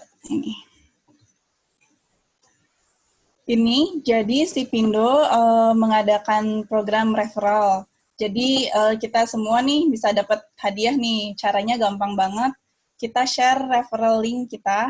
Caranya seperti yang di video tadi, atau mungkin kalau misalkan tadi ketinggalan videonya nanti saya share gimana. Pokoknya gampang banget itu share referral link-nya. Kita bisa share itu di WhatsApp group. Jadi nanti ketika orang lain download dari referral link kita dan juga register, kita bakal dapat poin yang nanti bisa diakumulasi jadi hadiah-hadiah yang menarik. Nih hadiahnya ada smartphone juga, ada smartband juga, ada speaker portable yang buat dengar-dengar musik kalau malam-malam. Widih. Saldo OVO dan GoPay jangan lupa, itu harus selalu terisi terutama di masa pandemi ini ya. Warid udah berapa saldo OVO GoPay-nya yang kepake? Berapa ya? Saya Satu punya bulan sisi aja. Pindo. Terus juga ada voucher minimarket juga. Jadi guys jangan lupa untuk share referral-nya. Nanti dapetin hadiah-hadiah menarik. Siap Makasih, nih. kalau misalnya ada pertanyaan silahkan. Ya, siap. Terima kasih Mbak Dita. Informasi yang sangat menarik ya. Buruan nih, download dulu.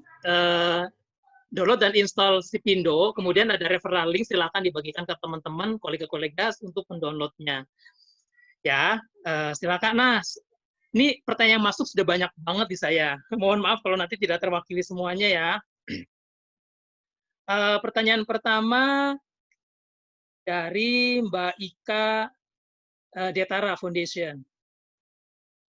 Bagaimana tanggapan Mbak dan Mas tentang urban farming yang membutuhkan input lebih tinggi? Karena di kota-kota apa-apa serba beli. Seperti pupuk kandang harus beli. Seperti yang saat ini booming budik damber harus beli. Prinsip budik damber mungkin bagus, maksudnya memanfaatkan lahan sempit dan menerapkan aquaponik. Namun, menurut saya, analisisnya masih kurang, sedangkan banyak dinas sudah memperkenalkan metode ini. Jadi gimana sih biayanya ya untuk memulai urban farming ini? Untuk semuanya, ke Mbak Sita, Om Ali, dan juga Mbak Dita. Silakan. Kemudian dari Angela di Jakarta, pertanyaan untuk Mbak Sita, biasanya nemu hama apa saja selama berkebun di rumah, dan pestisida apa yang biasanya dipakai kalau jumlahnya sudah mengganggu tanaman kita. Mbak Sita. Satu lagi dari Pak Agung Triantono. Bagaimana perbandingan biaya produksi hidroponik dan konvensional untuk diterapkan di urban farming ini? Mana yang lebih efisien? Lalu bagaimana perbandingan kualitas sayuran dihasilkan? 3 dulu ya. Silakan kepada Mbak Sita, Om Ali, dan Mbak Dita jika mau merespon.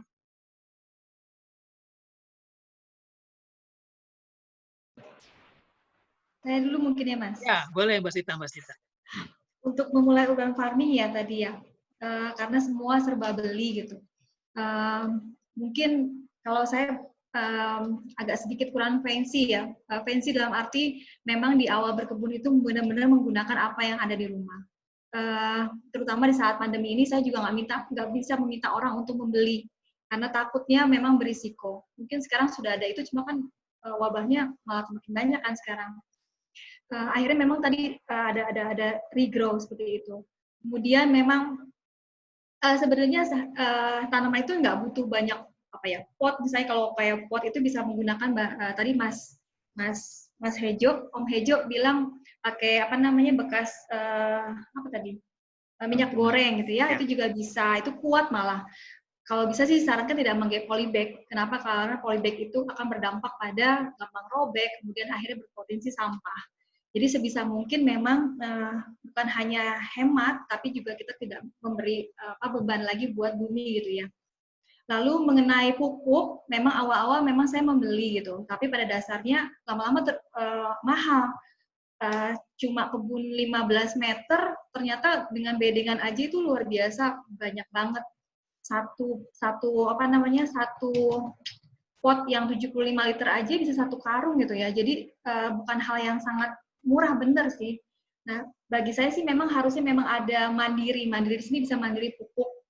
Pupuk itu hampir tidak pernah membeli, bisa pakai nasi basi. Saya biasa bikin pakai nasi basi. Kemudian mungkin Bapak Ibu sudah mendengar ekoenzim, itu bisa bisa dicoba karena luar biasa banget tuh pakai sampah, cuma pakai sampah, gula, dibiarkan 3 bulan, itu bisa jadi pembersih rumah tangga dengan segala macam merek, plus pupuk dan pestisida.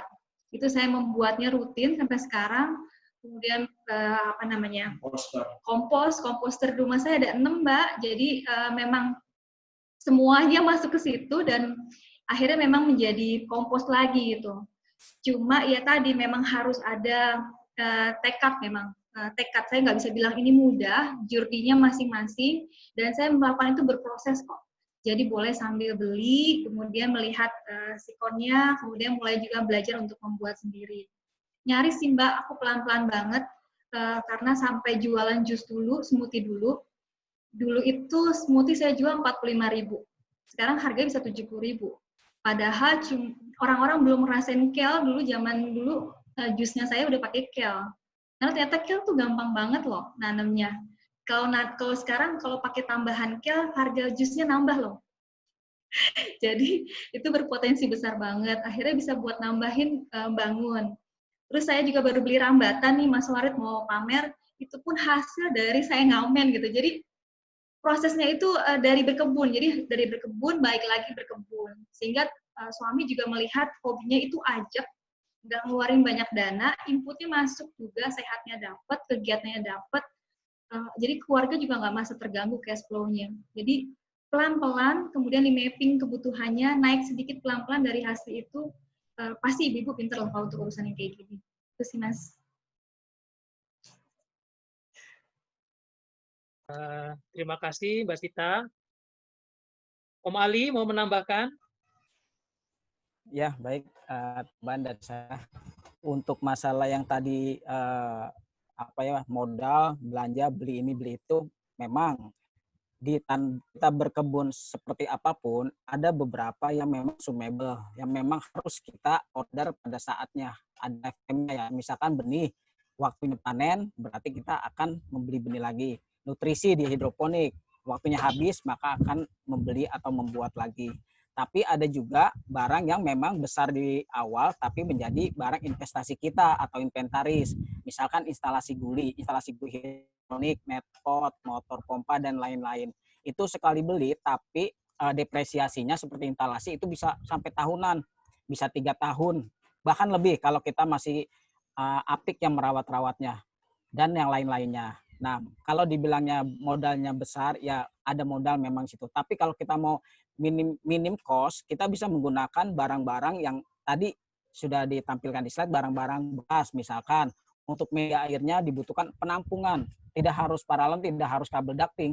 Dengan menggunakan botol bekas air mineral 1,5 liter atau yang 1 liter, itu bisa untuk bertanam. Tapi sepanjang kita hanya untuk kebutuhan pribadi, kita tidak banyak mengeluarkan biaya. Kita menggunakan barang-barang bekas tadi. Tapi saya pada saat pribadi sudah terpenuhi dan ada permintaan, berarti di situ ada peluang yang terbuka, dan saya harus berinvestasi. Makanya saya membeli akhirnya beberapa perlengkapan untuk menjadi inventaris saya.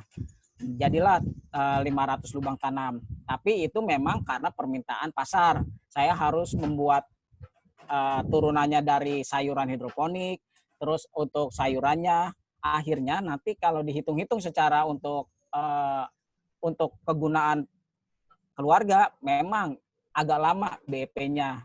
Karena memang ini 70% untuk keluarga, 30% untuk jualan. Tapi kalau misalkan sudah lari ke skala bisnis, itu semua variabel cost harus dihitung dari namanya tadi investasi, berapa, listrik, nutrisi, tenaga manusia, dan lain-lain. Hasil hitung-hitungan yang pernah saya hitung, untuk sekitar 2.000 atau 2.000 lubang tanam, memang BEP-nya agak lama, bisa 12 bulan. Jika nanamnya, misalkan nanam variabelnya agak lama ya, misalkan sanhong, pakcoy, itu kan bisa 30-35 hari. Tapi kalau kita hanya nanamnya kangkung, dan demand-nya ada, marketnya terbuka, itu malah siklusnya lebih cepat BEP-nya, karena dengan 40 hari atau 1 bulan setengahnya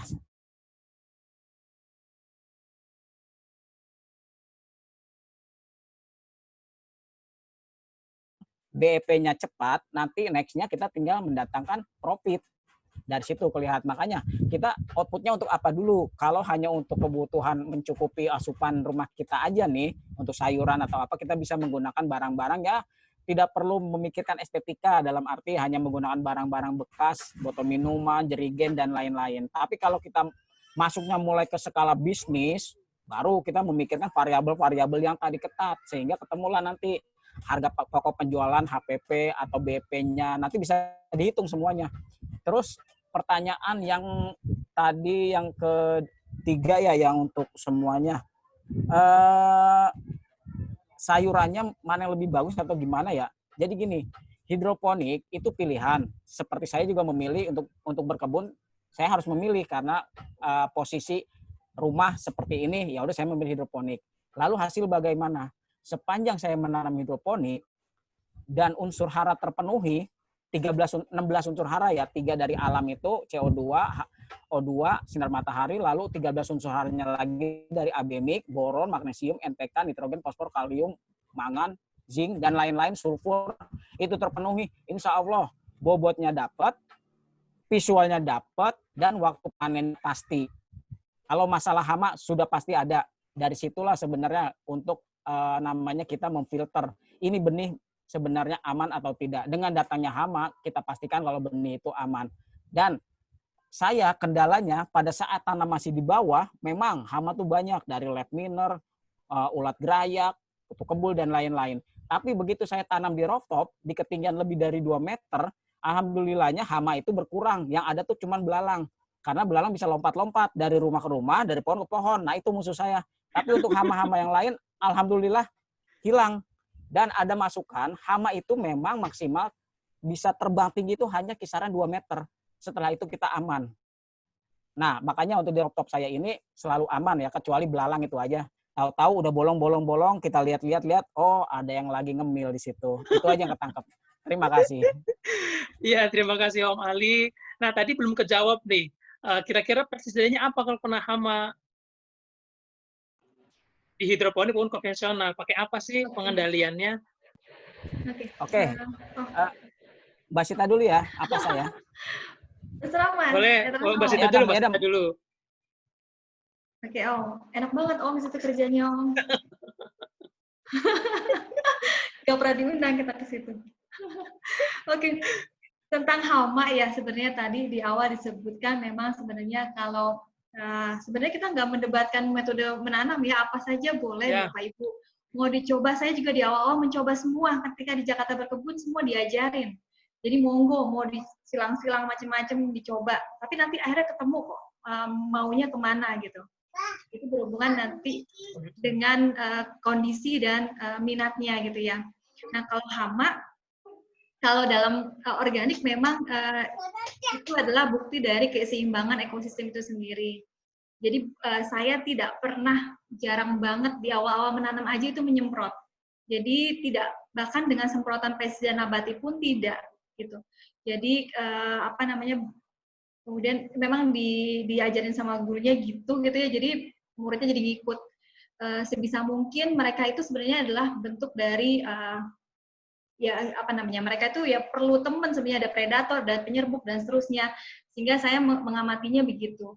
Kemudian sayur organik itu sangat bernutrisi, sehingga kalau lihat hama itu tidak akan langsung masif ada gitu.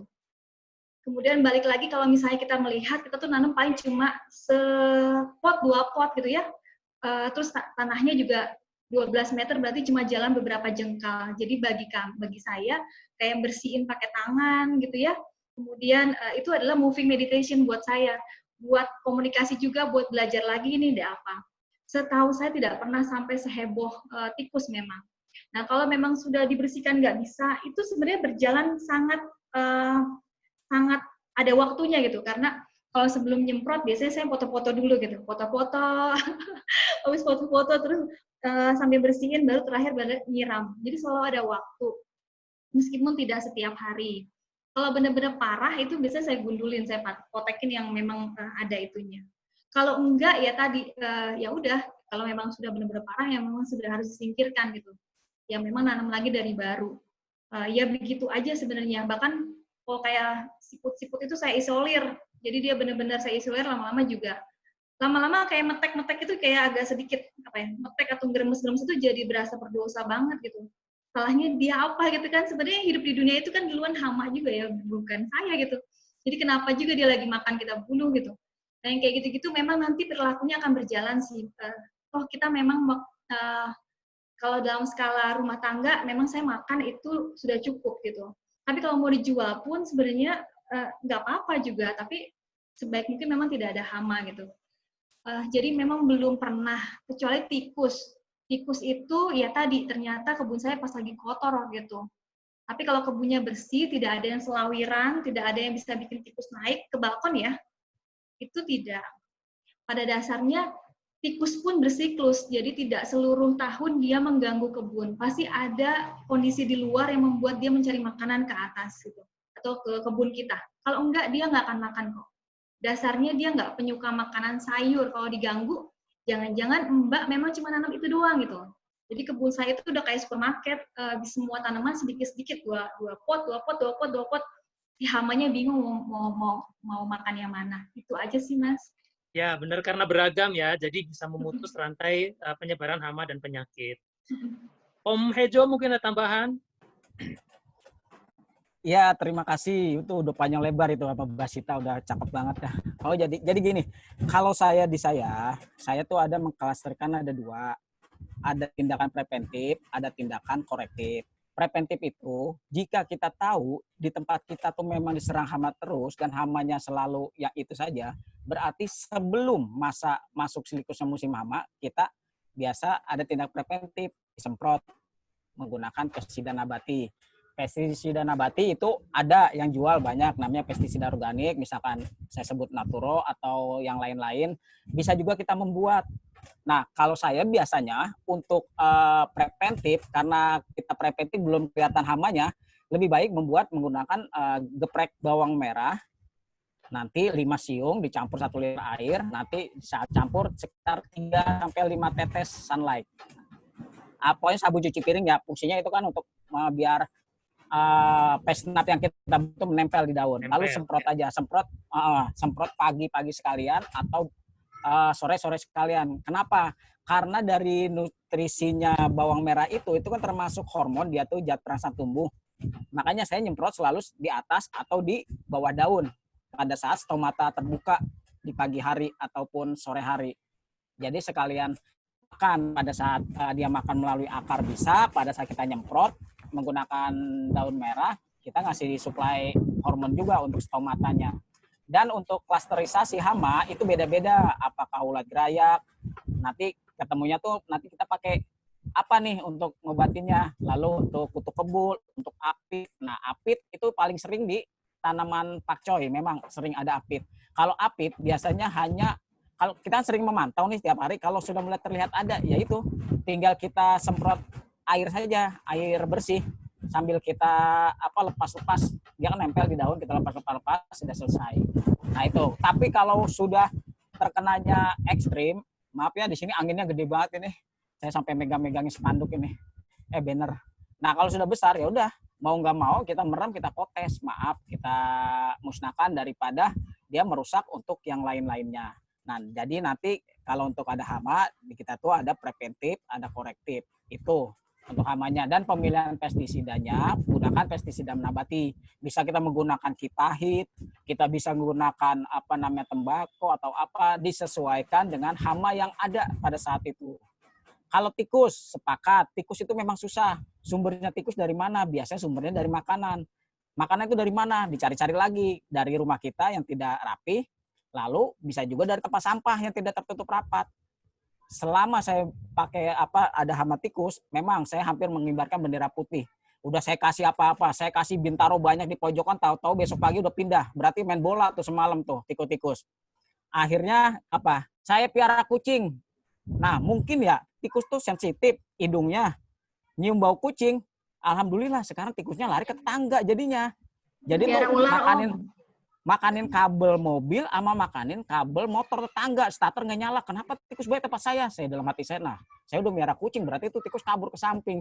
Ya itu aja sih salah satu untuk basmi hama yang sebenarnya mereka itu siklus rantai makanannya itu emang harus ada predator yang dihidupin di situ. Entah tadi ya ular ya, kalau ular mah ngeri saya juga. Oke gitu aja. Terima kasih. Ya, terima kasih Om. Memang tikus ini hebat ya. Dia tuh pintar dan dia itu bisa belajar. Jadi kalau kita kasih aplikasi pengusir tikus, nanti minggu depan karena ada yang mati, minggu depannya lagi tikusnya beda. Tuh dia udah belajar ngasih tahu, jangan ke sana, ada ini gitu. Pokoknya lucu deh kalau bahas masalah tikus. Tadi benar sekali tuh, kasih kucing gitu ya, dipindah ke tetangga. Terima kasih Om masukannya. Mungkin Mbak Dita ada tambahan? Oke, jadi mungkin untuk misalkan menambah semangat kita juga, yang misalkan yang baru awal-awal bertanam, terus hasil panennya banyak nih, mau diapain, terus pengen nambah-nambah juga buat misalkan, next itu saya perlu pupuk atau misalkan pestisida. Nah, kita juga bisa memanfaatkan fitur jual beli yang ada di Sipindo. Jadi di Sipindo itu ada fitur jual beli di mana kita bisa menjual hasil panen kita sendiri langsung ke orang lain. Jadi Sipindo menyediakan wadahnya, jadi nanti teman-teman yang memasang iklan jual bisa langsung pasang iklannya dan yang membelinya pun langsung kontak ke teman-teman. Jadi nggak via kita. Jadi langsung direct semuanya. Jadi teman-teman bisa juga menjual hasil panennya langsung di aplikasi tersebut. Ini saya share sedikit posternya. Jadi di fitur itu kita bisa menjual hasil panen kita, pun demikian kita bisa membeli. Kalau misalkan kita lagi pengen selada yang banyak atau kangkung yang banyak, belinya di mana ya, yang langsung dari yang tanamnya, juga fiturnya ada di situ.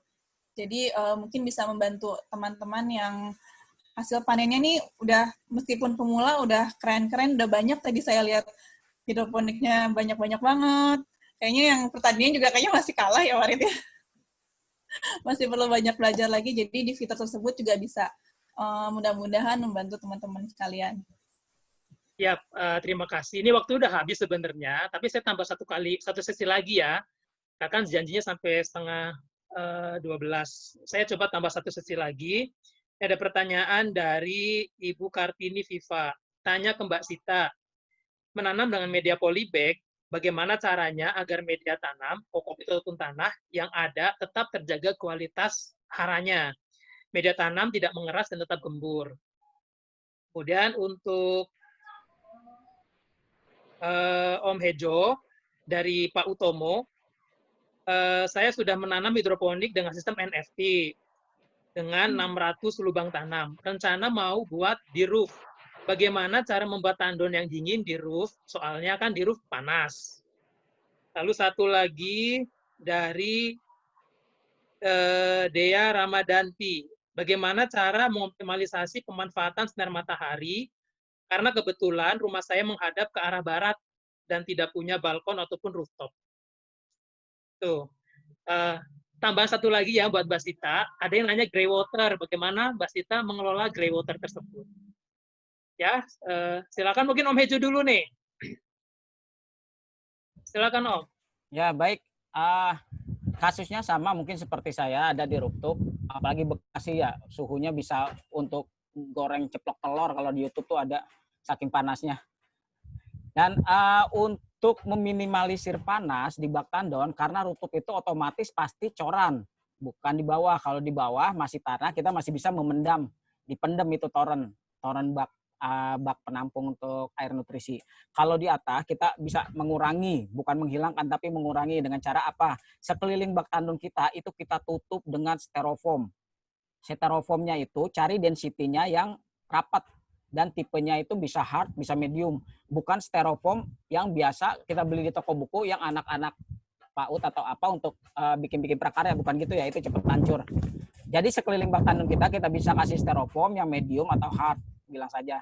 Itu bisa dia tuh bisa mereduce panas, jadi tidak merambat sampai ke bak tandon kita. Kemungkinan panasnya itu bukan hasil paparan matahari ke bak tandon, tapi panasnya itu hasil dari paparan matahari ke guli.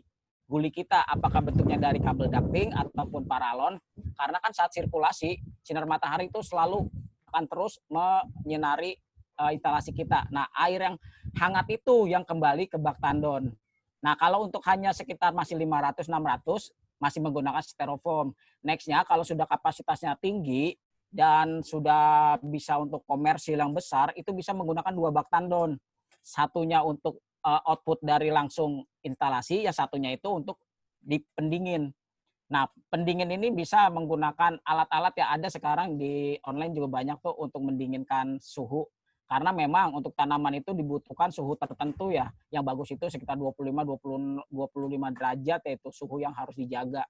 Kalau misalkan panas, biasanya tuh pH air di dalam itu swing, dia tuh berubah-ubah. Sehingga akar tidak maksimal untuk menyerap ion yang ada di air mengalir itu. Karena fungsi akar itu ya harus stabil dari pH-nya, stabil, tidak lari terlalu tinggi baik ke arah asam ataupun basah.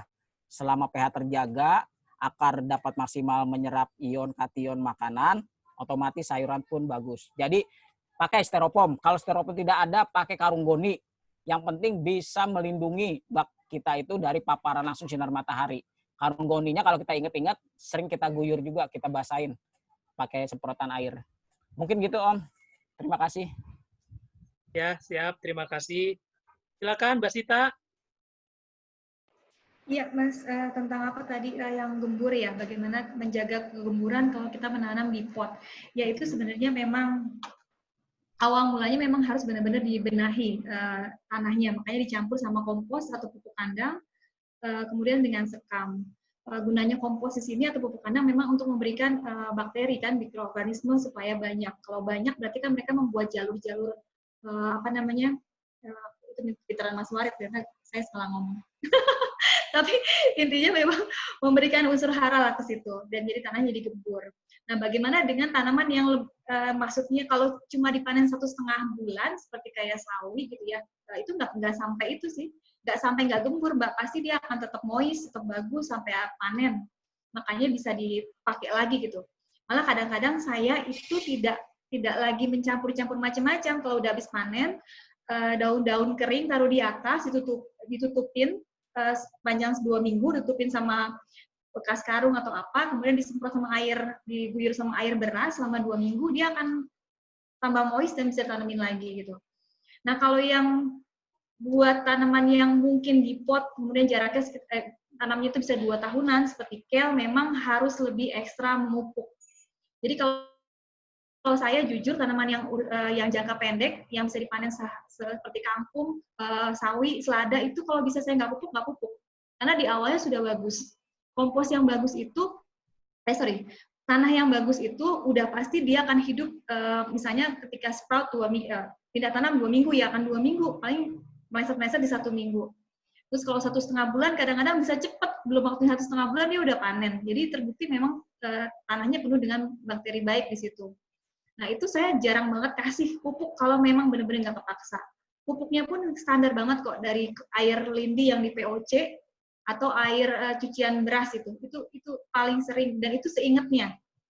Kecuali buat tanaman yang dipanen terus-menerus. Nah, itu memang wajib kita lebih carein ya, karena buat ganti pot udah terlalu besar gitu kadang-kadang. Jadi biasanya saya tambahin dengan kompos, kemudian cuci lebih dominan ke mol nasi basi yang kayak gitu, itu lebih sering sih, supaya intinya sih Mbak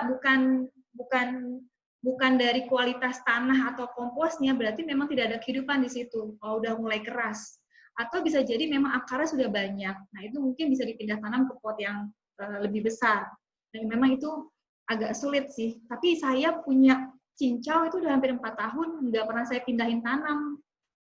Itu sama tetap bagus, daunnya juga besar-besar.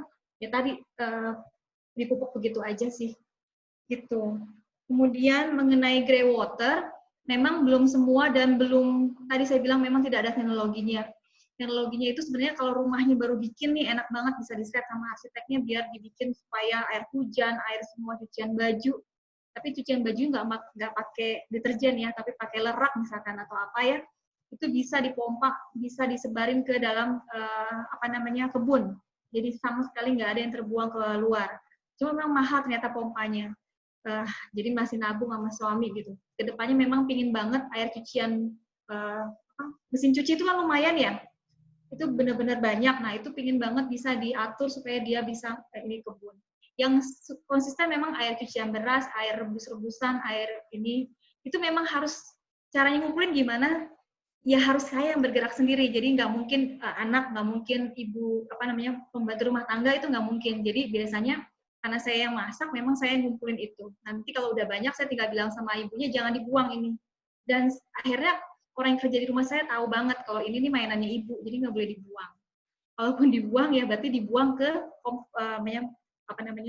pot tanaman. Ini pupuk ya? Iya, dia selalu ngomong gitu. Padahal itu gabungan dari air cucian daging ayam, misalnya kita punya, itu semua nyampur tuh, masuk ke dalam satu baskom. Saya punya baskom, nanti tinggal dibawa sama ibunya, kalau yang bagian bawah ibunya, kalau bagian atas pasti saya. Karena hanya khusus buat tanaman-tanaman yang memang berbuah dan berjangka panjang. Misalnya kayak cabai, gitu-gitu, Mas. Itu aja sih. Terima kasih. Mbak Dita, mau ada tambahan? Nggak ada. Ini kali ya, ini sebagai satu kekhawatiran di grup WhatsApp yang peserta ini ada yang nanya, apakah urban farming ini bisa menjadi ancaman bagi petani yang memang kesehariannya sebagai petani sayuran gitu, karena orang-orang di kota beralih menjadi petani. Nah, kira-kira bagaimana sih pendapat teman-teman semua nih yang jadi narasumber? Mbak Sita, mungkin Mbak Sita? Ya, Mas, ini sebenarnya sempat jadi pertanyaan juga, banyak yang lari ke aku juga tentang itu. Kalau tanam semua, terus kasihan dong tukang sayur, pasar tutup gitu ya, terus petani nggak ada. Pada dasarnya kalau kita masih meributkan tidak mau import, berarti memang ada kekurangan di situ. Kemudian kalau ngomongin soal keterbatasan, ada social distancing, kemudian ada pembatasan segala macam, pasokan berkurang, terus perubahan iklim, sehingga mereka tidak bisa mengirimkan ini ya, kejadian-kejadian yang mereka nanam itu seragam, jadi harga menjadi turun. Kemudian ke Jakarta juga misalnya penyuka apa jadi hilang, misalnya penyuka pete, sekarang pete hilang gitu ya. Berarti kan ada memang kondisi-kondisi kosong yang memang kita mesti isi. Kemudian pemerintah juga luar biasa bergerak gitu ya, tetap aja ada salahnya. Jadi nggak boleh impor, tapi begitu membuka lahan pertanian juga diomelin gitu ya. Nah, sebenarnya peran kita sebagai warga negara apa sih? Ya tadi, warga kota sebenarnya bisa menyusup sedikit kekosongan itu dengan 30% kebutuhan pangan keluarganya. Kalau jadi nggak mungkin saya bisa menyuplai keluarga saya semuanya wortel, beras, kecap, semua nggak bisa. Pasti ada peran petani di situ dan mereka masuk di lini-lini yang besar gitu. Nah, kita di scoop yang memang misalnya apa sih kebutuhan ya tadi sayur yang benar-benar kalau dilihat ece-ece gitu, tapi kalau ditanam di konvensional dengan beragam pupuk, perangsang dan segala macam, ya baiknya memang kita di rumah. Jadi petani ngurusin yang besar-besar supaya kerjaan mereka juga lebih fokus dan ya tadi akhirnya importnya bisa berkurang. Itu sih Mas. Harusnya pelengkap ya. Ya, sebagai pelengkap karena kan kita saya menambahkan ya, kita nggak bisa semuanya terpenuhi, nggak mungkin 100% mandiri sebenarnya. Kita tetap perlu beras kan, nggak mungkin ya nanam beras gitu kan. Sudah menanamnya susah, harus digiling pula gitu kan. Di kota nggak mungkin tuh beras. Maka ya untuk kebutuhan pangan, makanan pokok ya harus dari petani. Sayuran pun sama, mungkin kita nggak semuanya bisa tanam. Jadi sebenarnya bukan ancaman, justru urban farming itu pendukung. Kita malah membuat orang kota yang awalnya nggak suka sayuran, nggak suka buah itu menjadi suka karena jadi aware. Ya, masih banyak, nanti malah saya yang jadi pembicara. Coba Om Ali. Gimana Om Ali pendapatnya? Apakah kita jadi ancaman nih bagi petani sayuran di daerah? Halo. Ya, jadi sebenarnya saya pendapat dengan Mas Warid. Jadi antara petani konvensional, bapak-bapak petani kita di daerah dengan urban farming itu beda. Kalau untuk petani konvensional kan orientasinya mereka memang ke hasil produksinya banyak-banyaknya. Sedangkan urban farming itu kan sebenarnya style atau gaya orang yang ingin berkebun di kota. Nah, kita memang harus saling melengkapi. Misalkan petani kota itu selalu ada siklus, namanya siklus tanam, siklus panen. Pada saat bulan tertentu mereka bisa melempar sayuran dari daerah ke kota yang ditampung di pasar-pasar induk. Tapi pada saat tertentu pula mereka itu stuck, kecuali mereka mempunyai manajemen tanam ya, pola tanamnya tuh kapan panen, kapan harus nanam. Nah, para petani hidroponik yang sudah masuknya ke skala besar, pangsa pasarnya juga beda. Mereka tuh banyak mainnya ke horeca yang tadi saya bilang, hotel, resto, kafe, bukan langsung ke jalurnya ke yang ke bawah.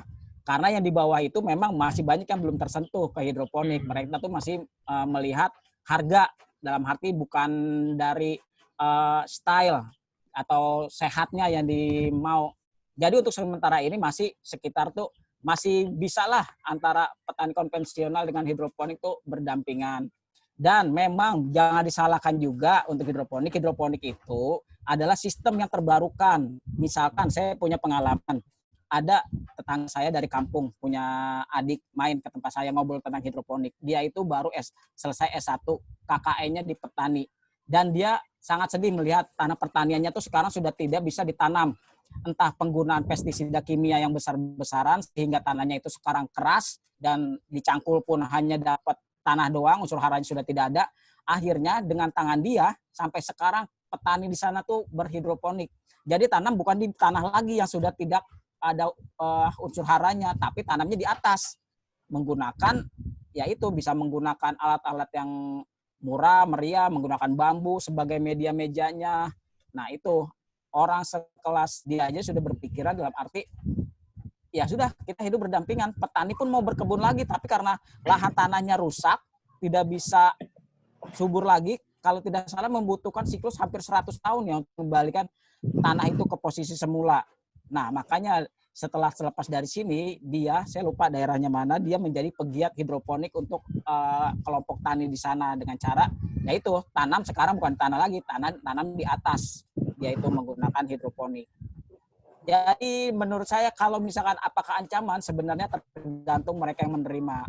Kalau misalnya kita mengedukasi, perubahan itu pasti, untuk berubah itu ya balik ke sendiri masing-masing, ya itu juga. Tapi juga kita tidak bisa menapiskan petani di daerah itu ya hidup maunya petani seperti ini gitu. Apakah ancaman? Bukan ancaman. Sebenarnya adanya urban farming ataupun petani hidroponik sebenarnya untuk mensosialisasi ataupun untuk supaya semua orang bisa makan sayur sehat. Karena rantai produksinya tuh diputusnya itu di kos yang terbesar, yaitu transportasi. Kalau misalkan kita masih menggunakan mau makan sayur kel, misalkan sayur yang mahal itu harus dari daerah, harga di sananya 3.000, pindah ke sini bisa jadi 15.000, itu mahalnya. Kos terbesar itu ada di transportasi. Makanya adanya urban farming itu salah satunya untuk seperti itu. Dan kita memang ya tetap harus berubah dan bergandengan antara petani, pemerintah, dan juga kita sebagai urban farmer gitu. Terima kasih Mas Warid. Ya, terima kasih Om, super sekali. Mbak Dita? Ya, nambahin dikit, kalau untuk konvensional dan urban farming sepertinya itu nggak akan jadi head to head ya, karena akan saling melengkapi. Karena seperti kita ketahui sekarang, dunia pertanian itu sangat luas dan siapapun sebenarnya bisa masuk ke dunia pertanian karena sederhana sekali. Yang penting kita mau mulai di lingkungan rumah, kita bisa mulai dari air sisa beras atau misalkan sisa makanan juga bisa dijadiin pupuk. Jadi benar-benar pertanian itu sederhana dan hal yang dibutuhkan oleh semua orang, dan itu kayaknya nggak stop. Dan bicara marketnya makin lama makin besar. Jadi anyone who wants to join, please join. Yang penting kita mau dan kita mau mulai. Seperti Mbak Sita tuh dari sastra. Itu mencintai pertanian itu luar biasa banget, dan itu masih banyak masih bisa ditiru sama yang lain. Jadi siapapun, terutama yang muda-muda nih, tipe pertanian itu makin berkembang ya pada Warid ya. Udah kayak dulu dan sekarang itu beda banget, dan kedepannya juga pasti makin keren lah. Jadi semuanya bisa di sini. Iya. Terima kasih kepada semua pembicara. Mungkin saya nggak menyimpulkan ya, saya hanya ingin memberikan closing statement saya bahwa urban farming itu sebenarnya teknik namanya urban itu pasti namanya small space atau lahan yang terbatas gitu. Jadi ini adalah konsep yang bisa ditanam tidak hanya di perkotaan tapi bisa juga di pedesaan dengan konsep yang lahan seminimalis mungkin pun kita masih bisa memproduksi bahan makanan gitu. Urban farming sebenarnya ke arah sana. Sorry saya ribut soalnya. Nah, kemudian urban farming ini sebenarnya menurut saya bukan ancaman, tapi dia adalah solusi. Karena kita tahu nih kalau kita ke mall, nih orang-orang kota kan sering ya ke mall, dan kita khawatir bahwa anak-anak muda sekarang tuh cenderung nggak suka sayur. Ketika mereka makan hamburger, itu selanjutnya dibuang. Dia banyak kan makan mayones, makan bergula tinggi, malah cenderung untuk obesitas. Dengan ada urban farming, kita memberikan edukasi kepada masyarakat supaya mereka mau konsumsi sayur, karena banyak sekali manfaat yang bisa mereka peroleh kalau mereka mengkonsumsi sayur dan buah. Dan Indonesia termasuk yang masih kurang konsumsi buah dan sayurnya. Dengan ada urban farming, harapannya nih, generasi muda mau tertarik, karena anak-anak muda itu mikirin urban farming, mikirin pertanian itu ya kotor gitu ya, mikirin mereka tuh ya sawah, padi, nggak ada teknik yang lain, nggak ada tuh yang bersih-bersih. Ternyata banyak petani urban yang bagus-bagus, Mbak Dita cantik, Mbak Sita cantik, Om Ali juga bersih, bagus. Itu kan, ini memberikan gambaran sehingga harapannya anak-anak muda itu mau terjun ke pertanian yang memang sekarang wajahnya baru gitu ya, urban farming ini. Jadi harapannya seminar hari ini bisa memberikan inspirasi, memberikan semangat kepada teman-teman semua peserta yang mau meluangkan waktunya hari ini untuk hari Minggu gitu ya, mau ikutin webinar seperti ini. Mudah-mudahan nanti terinspirasi karena ini adalah praktek. Jadi harapannya setelah ini coba deh praktek. Kalau masih ada kendala, silakan ada Sipindo, belajar lewat Sipindo. Kalau masih perlu teman ngobrol, silakan gabung di komunitas, karena kami komunitas urban farming sudah tersebar di Indonesia. Kalau di Jakarta bisa gabung Jakarta Berkebun, kalau di Bekasi bisa Bekasi Berkebun, Surabaya juga ada, Banyuwangi juga ada, bahkan di Papua juga ada, Aceh juga ada. Silakan gabung dengan teman-teman yang satu visi ya, sehingga nanti teman-teman bisa tetap semangat, tetap bisa mengembangkan urban farming. Mungkin ini sebelum saya akhiri, saya akan bacakan peserta yang akan mendapatkan door prize dari Sipindo. Ini terima kasih Sipindo. Yang pertama adalah Mbak Ika dari Detara Foundation, kemudian Mbak Angela dari Jakarta, ini Ibu Kartini Viva, kemudian ada Stefani Rosalin, ada Pak Utomo, ada Pak Imam Edi Susanto, ada Agung Triantono, dan juga Dea Ramadanti, satu lagi Mbak Rani. Selamat kepada tadi nama-nama saya sebutkan. Mohon alamat kirimnya di DM ke saya ya, atau bisa sampaikan di grup WhatsApp. Sekian mungkin yang bisa saya sampaikan hari ini. Semoga webinar kita hari ini memberikan inspirasi baru, pandangan baru, bahwa pertanian tidak melulu kotor, bahwa ada urban farming yang mungkin bisa menjadi pelengkap ya, pelengkap pertanian kita, sehingga pertanian kita bisa maju, bisa swasembada, tidak lagi mengandalkan impor dari luar negeri. Saya atas nama panitia mohon maaf kalau dalam penyampaian kita hari ini ada kendala, mohon nanti juga diisi feedback-nya sehingga kami bisa lebih baik lagi penyelenggaraan webinarnya. Akhiri, selamat siang. Assalamualaikum warahmatullahi wabarakatuh.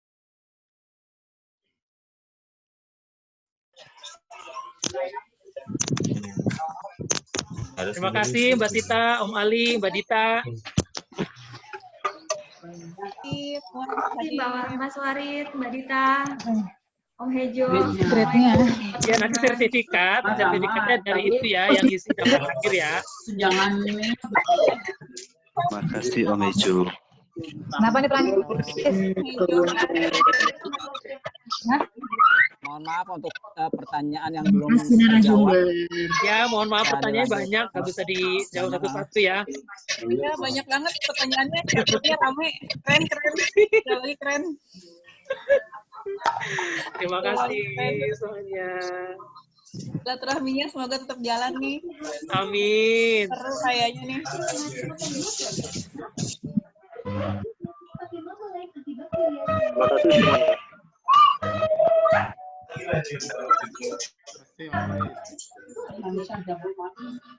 Apa?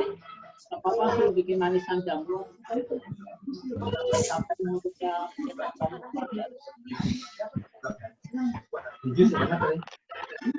Rujak enak. hijau sih, itu gimana? Jadi dia balik dijemput.